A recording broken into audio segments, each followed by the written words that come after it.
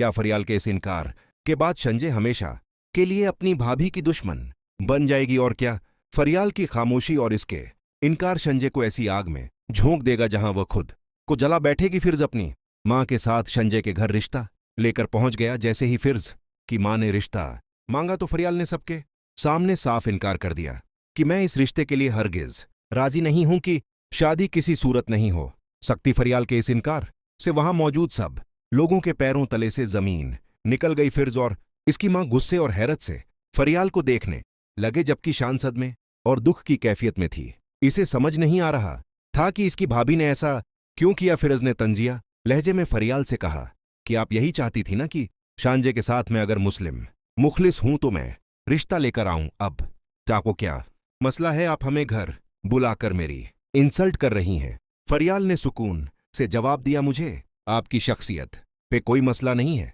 लेकिन मैं ये रिश्ता किसी कीमत पर होने नहीं दे सकती है।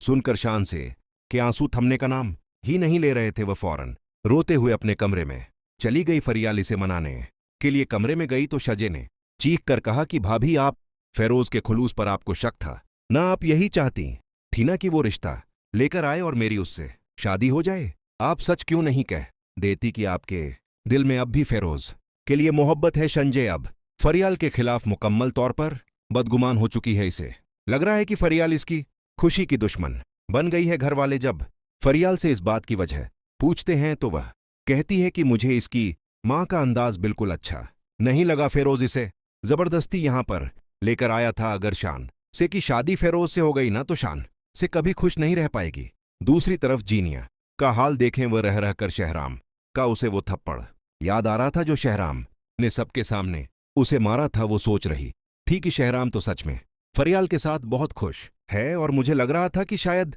शहराम अभी भी मुझे याद करता होगा तो इसका दिल जलकर राख हो जाता है। इसे यास्मीन के जरिए यह भी पता चल जाता है कि शहराम के वालदैन ने फरियाल और शहराम को सिंगापुर के हनीमून के टिकट दिए हैं।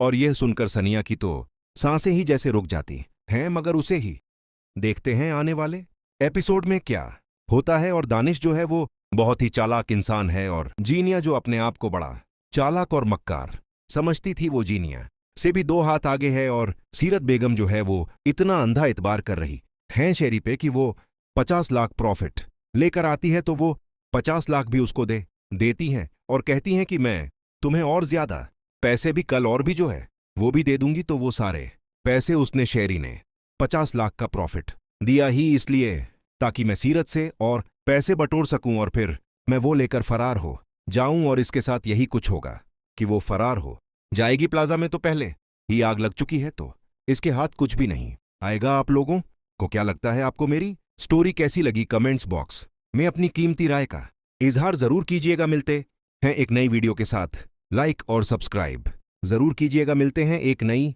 वीडियो के साथ। अपना बहुत सा ख्याल रखिएगा।